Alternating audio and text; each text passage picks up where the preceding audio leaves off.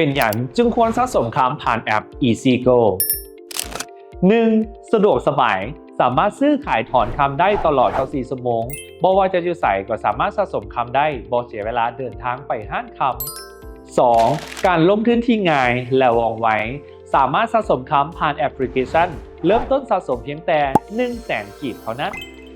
3. การติดตามได้ง่ายสามารถเบิ่งราคาคำได้แบบเรียลไทม์และเบิ่งประวัติธุรกรรมได้ทันทีผ่านแอป 4. การลงทุนที่มีความยืดหยุ่นและการจัดการที่ดี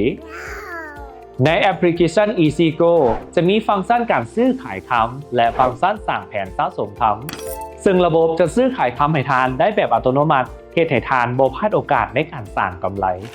5. มีความปลอดภัยสูงเนื่องจากแอปพลิเคชัน EasyGo ได้รับการรับรองจากกระทรวงอุตสาหกรรมและการค้านอกจากนี้ยังมีระบบ KYC นำอีก 6. ลดความเสี่ยงจากความผันผวนของราคาแอปพลิเคชันสามารถกำหนดการซื้อขายจึงง่ายต่อการซื้อขายบ่ว่าคำจะขึ้นหรือลง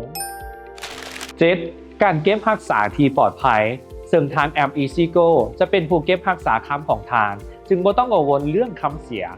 8. โอกาสในการสร้างกำไรสูงผู้ใช้สามารถขายคำได้เมื่อราคาคำสูงขึ้นและสามารถซื้อคำได้เมื่อราคาคำลดลงได้ตลอด24 ชั่วโมงช่วยเพิ่มโอกาสในการสร้างกำไร